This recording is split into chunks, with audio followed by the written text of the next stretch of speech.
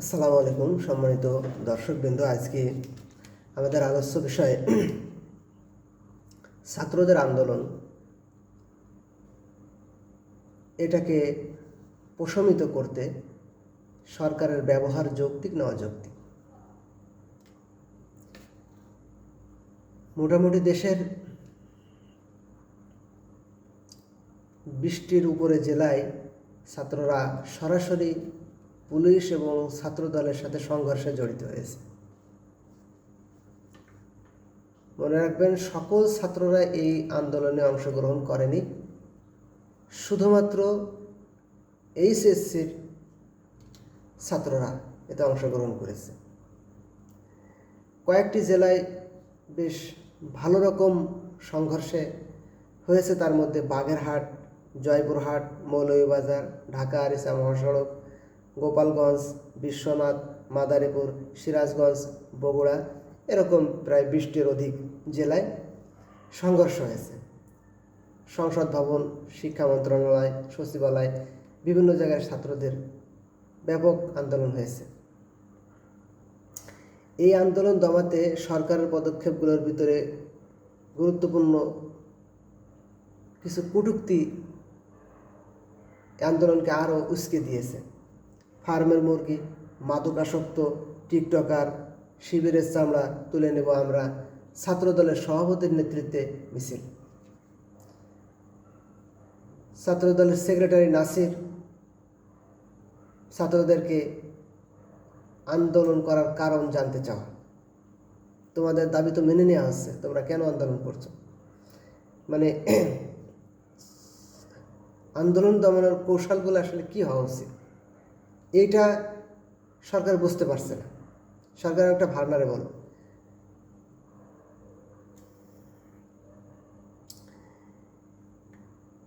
শিক্ষা মন্ত্রণালয় থেকে, শিক্ষামন্ত্রীর পক্ষ থেকে বলা হয়েছে এই প্রশ্ন 2 বছর আগে করা, এজন্য প্রশ্ন কঠিন হয়েছে।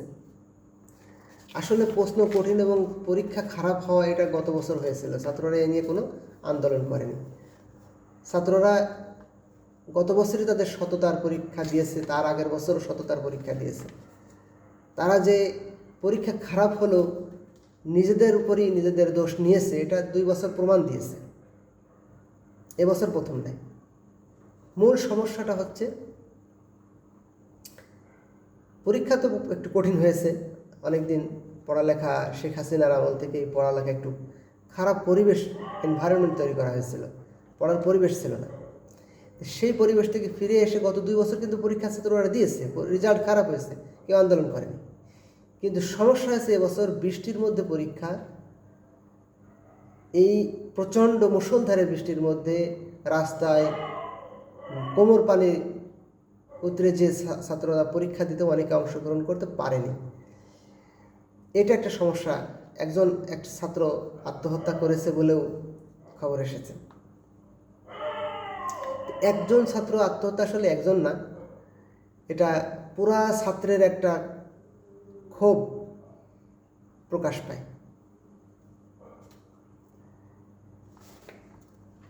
প্রিয় দর্শকবৃন্দ,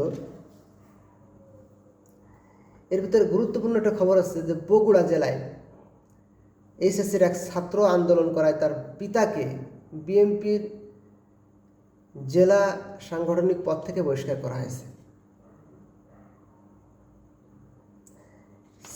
দেশের বিভিন্ন জেলায় ছাত্রদলের মিছিল হয়েছে, ঢাকা ইউনিভার্সিটিতে মিছিল হয়েছে, শহরের বিভিন্ন অঞ্চলে মিছিল করেছে। বিশেষ করে ছাত্রদলের সভাপতি রাকিবের নেতৃত্বে শিবিরের চামড়া তুলে নেব আমরা বলে প্রকারান্তরে এই ছাত্রদেরকে ছাত্রদল শিবির হিসেবে আখ্যায়িত করে মিছিল দিয়েছে। এক কথায় ছাত্রদের এই আন্দোলন প্রশমনে সম্পূর্ণরূপে ব্যর্থ হয়েছে সরকার। তবুও সরকার ও বিরোধী দল সহ এনসিপি সহ সবাই, সব দল এই আন্দোলনকে এই সরকারের ক্ষমতার জন্য, এই সরকার বলতে শুধু বিএনপি না, পুরাই যে বর্তমান যে সরকার ব্যবস্থা, সরকারি দল বিরোধী দল মিলে এই ব্যবস্থার জন্য একটি হুমকি হিসেবে নেয়ার কারণে সবাই ইন্টারনালি কিছু কাজ করা হয়েছে, যার কারণে কিছুটা আন্দোলন এখন স্বাভাবিক পর্যায়ে এসেছে। বিএনপির পক্ষ থেকে আন্দোলন দমাতে প্রশমনে যে পদ্ধতি নেওয়া হয়েছে সম্পূর্ণ ব্যর্থ হয়েছে বলে এই আন্দোলনটা এই পর্যায়ে আসছে। আন্দোলন বিএনপি কেন ছাত্রদের সাথে একত্রিত হতে পারল না, বিশেষ করে ছাত্রদল, এর বেশ কিছু কারণ রয়েছে। যে বিশেষ করে কলেজগুলোতে ছাত্রদের মধ্যে যারা একটু ডান পিঠে, শিক্ষকদের কথা মানে না, বিড়ি সিগারেট বা গাঁজা মদ সাথে অভ্যস্ত কিশোর গ্যাং তৈরি করে, এরা সাধারণত ক্ষমতাসীন দলেরই হয়ে থাকে। বিশেষ করে বর্তমান, মনে মনে যে দলই করুক, বর্তমান তারা ছাত্র দলের সদস্য, যার কারণে সাধারণ ছাত্র যারা লেখাপড়া করে ভালো, তারা শিবির করুক আর না করুক, হয়তো অনেকে শিবির করতে পারে, অনেকে বিএনপিরও আছে যারা ভালো লেখাপড়া করে, আওয়ামী লীগেরও আছে, তারা এই দুর্যোগকালীন অবস্থার জন্য কিছু সময়ের জন্য স্থগিত চেয়েছিল পরীক্ষাটা। এটা খুবই যৌক্তিক একটা। ছাত্রদের সাথে ব্যবহারের ক্ষেত্রে খুবই ভয়ঙ্কর একটা সিদ্ধান্ত নিয়েছে সরকার। চট্টগ্রামের 5টি জেলায় স্থগিত করে দিয়ে 59টি জেলায় পরীক্ষা চালু রেখেছে।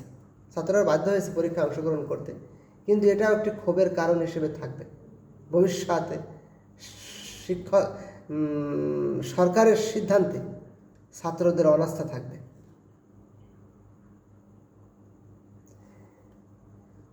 আসলে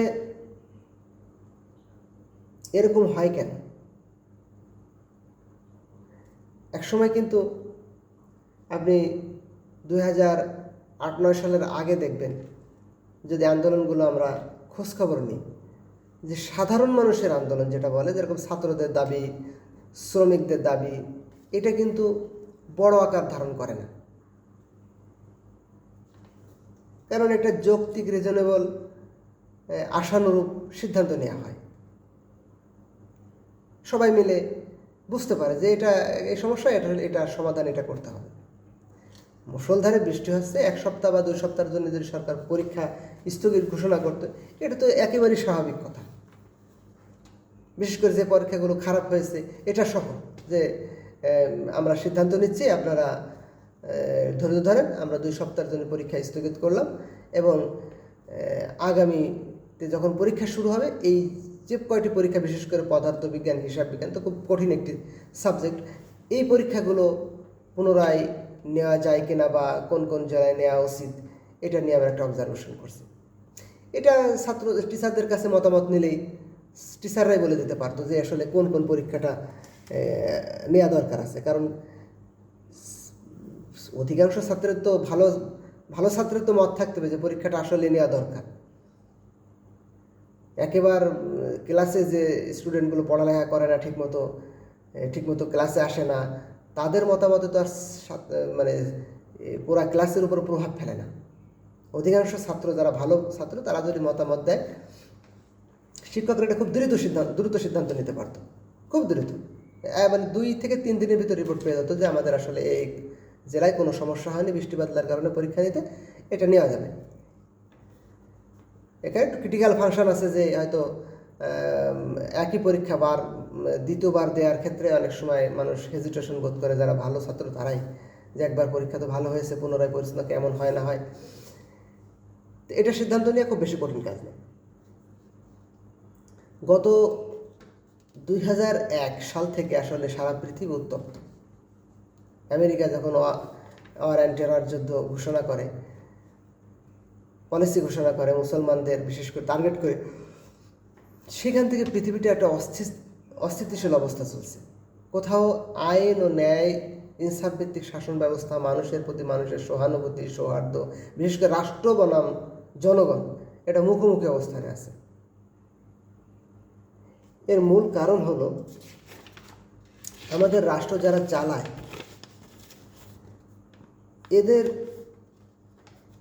এরা যখন ক্রাইসিসে পড়ে, তখন তারা একটা বই অনুসরণ করে। পৃথিবীর খুবই শ্রেষ্ঠতম রাষ্ট্র পরিচালনার দর্শনের একটি বই হলো দি প্রিন্স। ম্যাকিয়াভেলি লিখেছিলেন বইটি, ফ্লোরেন্সের নাগরিক। এছাড়া আরও বিভিন্ন জনে লিখেছে। রবার্ট গ্রিন লিখেছিলেন একটি বই, দি 48 লস অফ পাওয়ার। এরপরে আছে সানজুর লেখা দি আর্ট অফ ওয়ার। এটা সরাসরি যুদ্ধের বই, কিন্তু এখানেও কিছু নীতি, আন্দোলন দমন কৌশল, রাষ্ট্র পরিচালনার কিছু কৌশল বর্ণনা করা আছে। বর্তমানে শাসক গোষ্ঠী বিশেষ করে দি প্রিন্সের ল অনুসরণ করে থাকে, যারা রাষ্ট্র পরিচালনা করে। বর্তমান আধুনিক সেকুলারিজমের আধুনিক রাষ্ট্র ব্যবস্থার জনক বলা হয় ম্যাকিয়াভেলিকে। তো ম্যাকিয়াভেলি রাষ্ট্র পরিচালনার জন্য একেবারে খুঁটে খুঁটে কোন আন্দোলন কিভাবে দমন করতে হবে, কোন পলিসি কিভাবে গ্রহণ করতে হবে, এটা সুন্দরভাবে বর্ণনা করছে। এরকম আর কোনো বই নেই। এইটা বইটাই সাধারণত এই যারা সেকুলারিজম বিশ্বাসী তারা রাষ্ট্র ব্যবস্থা প্রণয়নের ক্ষেত্রে, রাষ্ট্র ব্যবস্থা পরিচালনার ক্ষেত্রে এটা প্রয়োগ করে থাকে। সেখান থেকে আমি দুইটা লাইন আপনাদের পড়ে শোনাবো বাংলায়। যদিও ম্যাকিয়াভেলি সম্পর্কে আমার আপত্তি আছে, কারণ ম্যাকিয়াভেলি কিন্তু একজন ব্যর্থ শাসক বা সেনাপ্রধান ছিলেন। মেডিসি পরিবার যখন তার রাষ্ট্র আবার পুনরুদ্ধার করে, তখন ম্যাকিয়াভেলিকে বিশ্বাসঘাতক হিসেবে সাব্যস্ত করে এবং তাকে নির্বাসনে পাঠায়। নির্বাসনে থাকা অবস্থা, মানে একজন ব্যর্থ জীবনের সারথি এই বইটা লিখেছেন। কিন্তু এই বইটা এত পরিমাণে কূটনীতিতে ভরপুর যে এটা অত্যাচারী শাসক গোষ্ঠীর খুবই পছন্দ। ক্রাইসিসে পড়লে তারা ওই বই থেকে থিওরি খোঁজে যে কি করব। তাই আপনাদের দুইটা থিওরি আজকে পড়ব। যে গুণাবলীর ভান করা, একটা ওনার থিওরি আছে। শাসক সবসময় সৎ, ধার্মিক, দয়ালু হওয়ার প্রয়োজন নাই, তবে জনসমক্ষে এই গুণাবলীর অধিকারী হওয়ার ভান করা অত্যন্ত জরুরি। মানে একটা রাষ্ট্রের প্রধান তাকে পরামর্শ দিচ্ছে ম্যাকিয়াভেলি যে আপনার সৎ, ধার্মিক, দয়ালু হওয়ার প্রয়োজন নাই, কিন্তু ভান করতে হবে, ভান করার প্রয়োজন আছে। বলেন একটা মানুষ কতটা নিচু হলে, কতটা অভদ্র হলে, কতটা অমানবিক হলে এই বই লিখতে পারে। আর আমাদের রাষ্ট্রপ্রধানরা সেটা অনুসরণ করে, আমাদের মন্ত্রীরা সেটা অনুসরণ করে। তারা বলে না আর আধুনিক রাষ্ট্র পলিসিতে এটা পড়ে না, আধুনিক রাষ্ট্র পলিসি কিন্তু এটা।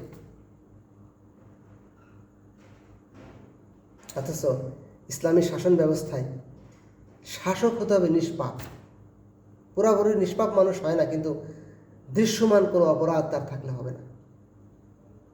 তার মানুষের সাথে অসৎ আচরণ, নেশা, বাংলাদেশে তো 60,000 কোটি টাকার মতো নেশার বাণিজ্য চলে। আপনাদের জানলে অবাক হবেন, বাংলাদেশের কোনো কোম্পানি, RFL বলেন, ওয়ালটন বলেন, বড় বড় যতগুলো কোম্পানি আছে, গ্রুপ অফ কোম্পানি, কোনো কোম্পানির অ্যাসেট 20,000 থেকে 25,000 কোটি টাকার উপরে নেয়। অথচ বাংলাদেশে মাদকের ব্যবসা চলে 60,000 কোটি টাকা। এই 60,000 কোটি টাকার মাদক ব্যবসা করে কিন্তু এই ক্ষমতাসীন দলের নেতারা। তারা ভান করে সৎ ও ধার্মিকতার। ম্যাকিয়াভেলির পরামর্শ এটা।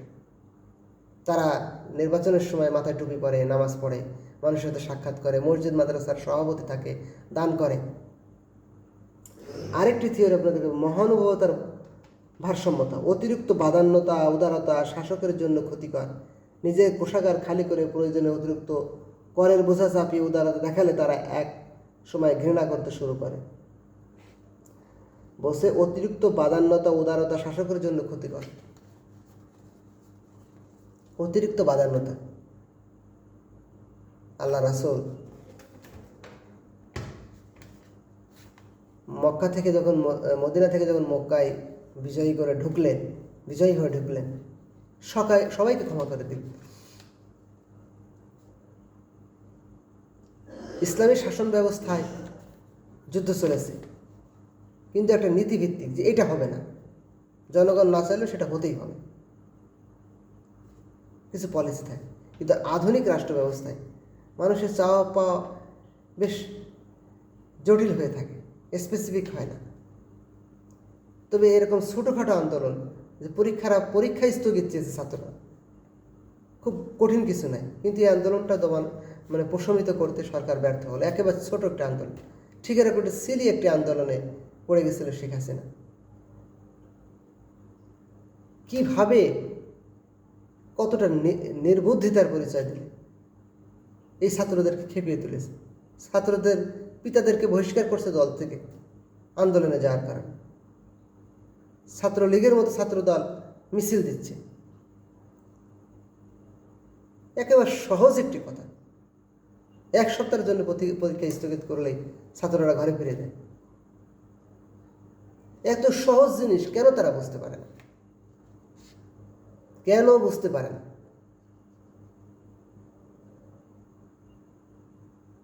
জনগণের প্রতি দায়বদ্ধতার এমন নিচু স্তরে চলে গেছে। আপনারা জানেন এবছরে যে নির্বাচন হয়েছে, বলা হয়েছে ইঞ্জিনিয়ারিং ইলেকশন। যদি মানুষের কাছে গিয়ে, তার আগে প্রচার করেছিল যে জামায়াত ইসলাম যত ভোটই পাক ক্ষমতায় আসতে দেওয়া হবে না। রাষ্ট্র ও রাজনীতিবিদরা মিলেমিশে ইঞ্জিনিয়ারিং করে 4 ঘন্টা বিদ্যুৎ বন্ধ রেখে 2/3 ভোটে বিজয়ী হয়ে জনগণের উপরে কোনো আস্থা, ভরসা, দায়বদ্ধতা কোনোটি অনুভব করছে না। যদি রিয়েল ভোটে বিজয়ী হয়ে আসতো তাহলে জনগণের প্রতি তাদের একটা দায়বদ্ধতা থাকতো।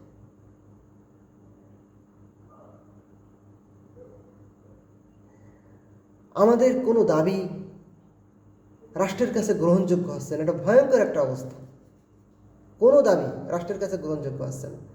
রাষ্ট্রে দুর্নীতি হচ্ছে, অফিসে দুর্নীতি হচ্ছে, ভূমি অফিস, থানা, ভয়ঙ্কর রকম অবস্থা দাঁড়াইছে। সেখানে কোনো ফাইলই ঘুষ ছাড়া চলছে না। ডাক্তারদের কাছে ভয়ঙ্কর রকম প্রতারণা শুরু হয়েছে। স্বাভাবিক একটু জ্বর নিয়ে গেলেও 4-5টি পরীক্ষা লিখে দিচ্ছে। ভয়ঙ্কর রকম দায়িত্বহীনতার পরিচয় দিচ্ছে রাষ্ট্র, প্রত্যেকটি সেক্টর। এটাকে পরিবর্তন করার বিকল্প কিছু নাই, কোনো বিকল্প নেই। মগবাজারে যে 8 দিন মেডিকেল কলেজ হসপিটালটা বন্ধ করে দিল, এখানে ফ্লোরে ভাত ঢেলে খাওয়া যাবে এরকম পরিষ্কার থাকতো। বাংলাদেশের কোনো হসপিটাল এরকম থাকে না, ইবিএসএনও থাকে না। একেবারে নিট অ্যান্ড ক্লিন পরিষ্কার হসপিটাল ছিল, বিশেষ করে মগবাজার শাখাটা। সেখানেও বিভিন্ন রকম সমস্যা দেখিয়ে এটাকে বন্ধ করে দেওয়া হয়েছে। 16 বছরের অপশাসনের বিরুদ্ধে মানুষেরা আন্দোলন, জুলাই সনদ, জাতির সাথে প্রকাশ্যে প্রতারণা করা হয়েছে। রাষ্ট্র ব্যবস্থার সংস্কার, বিচার ব্যবস্থার সংস্কার কোনোটাই করা হচ্ছে না। আইন যদি খারাপ থাকে, আপনারা জানেন যে ভারত এবং ব্রিটিশ ল আমাদের অনুসরণ করা হয়। কিছুদিন আগে ভারতে একটা আইন পাশ হয়েছে যে পরকীয়া কোনো অপরাধ নয়। ভারতের কয়েক কোটি মানুষ বিদেশ থাকে, তাদের স্ত্রীরা এখানে বিভিন্ন রকমের অকারেন্সে জড়িত হচ্ছে। কেস কাছারি বিচার করতে করতে ভারতের কোর্ট অস্থির হয়ে গেছে। এক পর্যায়ে বলছে যে পরকীয়া কোনো অপরাধ নয়, এটা নিয়ে কোনো মামলা করা যাবে না। তা আমরা যদি ব্রিটিশ ল এবং ইন্ডিয়ান ল অনুসরণ করতে চাই, আমাদের তো বাংলাদেশ ইন্ডিয়ান ল অনুসরণ করে, তাহলে এটাও আমাদের সামনে এসে যেতে পারে। মদ জুয়া, ভারতে তো মদ খুবই পপুলার, ওপেনলি কেনা বেচা হয়, এটাও এসে যাবে। আমরা ভয়ঙ্কর রকম অন্ধকার জগতের দিকে ধীরে ধীরে ধাবিত হচ্ছে। এই মন্ত্রী, এই এমপিদের গলা চিপে যদি ধরতে না পারি, আমরা গলা চিপে ধরতে হবে, নিঃশ্বাস বন্ধ হয়ে ছেড়ে দেব, যা বলবো তাই বলবে। যেই আবার উল্টো বলে আবার চেপে ধরতে হবে। এভাবে শাসকদেরকে শুদ্ধ করা যায় না। সুতরাং যারা ভালো মানুষ আছে, একমাত্র উপায় ভালো মানুষের ঐক্য গড়ে তুলতে হবে, যারা নেশামুক্ত, মদমুক্ত, সুস্থ মস্তিষ্কের অধিকারী, যারা দুর্নীতিগ্রস্ত নয়। পার্লামেন্টে দাঁড়িয়ে অর্থমন্ত্রী বলছে কেউ ঋণ করেন না, এরকম কেউ আছেন এখানে? বিরোধী দলের এমপিরা হাত তুলল, আশ্চর্য হয়েছে, সে কি ঋণ করেন এরকম হয়? তাহলে আপনি ব্যাংক করেছেন কেন? আপনি চিন্তা করেন, আমরা যাদেরকে রাষ্ট্রের নীতি নির্ধারণে পাঠিয়েছি তারা জনগণের আমানত ব্যাংকে রাখা, ঋণ খেলাপি হওয়াটাকে নিজেদের গর্বের কারণ মনে করে, পার্লামেন্টে দাঁড়িয়ে বক্তব্য দিতে পারে। কি আশা করতে পারি আমরা এই মন্ত্রী এমপির কাছ থেকে? প্রিয় দেশবাসী, আমরা যদি এই জঞ্জাল থেকে মুক্তি পেতে চাই, যারা আমরা আল্লাহ রাব্বুল আলামিনকে ভয় পাই, তার সামনে আমাদের হিসাব জবাব দিতে হবে বলে আমরা ভয় পাই, তারা একত্রিত হওয়ার বিকল্প নাই। এই জাতিকে মুক্তি দিতে হবে। এই জাতির মুক্তির একমাত্র পথ হলো তারা নিজেদের পরিশ্রম নিজেরা আখের যোগাবে, মানুষ তার বাধা হয়ে দাঁড়াবে না। রাষ্ট্রের কাছে মানুষ কি চায়? আল্লাহ রাব্বুল আলামিন আমাদের ফাবিমা রাহমাতিন মিনাল্লাহি লিনতা লাহুম, আল্লাহ রাব্বুল আলামিনের রহমত না থাকলে জনগণের উপরে দয়াদ্র হওয়া যায় না। আল্লাহ রাব্বুল আলামিন তার রাসূলকে উদ্দেশ্য করে বলছে, আপনি আল্লাহর রহমতেই আপনার উম্মতের প্রতি দয়াদ্র হয়েছিলেন। ওয়ালাউ কুনতা ফাজ্জান গালিযাল কলবি লানফাদ্দু মিন হাওলিক, যদি আপনি কঠোর হতেন তাহলে তারা আপনার পাশ থেকে সরে যেত। অথচ ম্যাকিয়াভেলি কি বলছে? আপনাকে নিষ্ঠুর হতে হবে শাসন ক্ষমতায়, অর্থনীতি পরিচালনায়, আর রাষ্ট্র পরিচালনায় আপনাকে হতে হবে ধূর্ত প্রতারক। ভান করতে হবে সৎ যোগ্য, কিন্তু সৎযোগ্য হওয়া আবশ্যক নয়।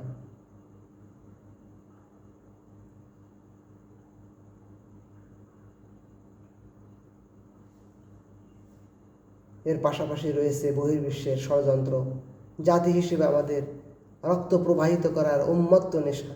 আল্লাহ রাব্বুল আলামিন আমাদের সবাইকে এই অভিশাপ থেকে বাঁচার জন্যে একত্রিত হয়ে, ঐক্যবদ্ধ হয়ে খারাপ মানুষ, অসৎ মানুষ, ঋণ খেলাপি, নেশাখোর, মদ জোয়া আসরে যারা অভ্যস্ত, এরকম শাসক গোষ্ঠী থেকে আমাদের হেফাজত দান করুক, আমাদের ঐক্যবদ্ধ হবে এগুলোকে মোকাবেলা করে একটি সুন্দর বাংলাদেশ উপহার কামনায় আজকে এখানে শেষ করছি। আখিরি দাওয়ানা আনিল হামদুলিল্লাহি রাব্বিল আলামিন।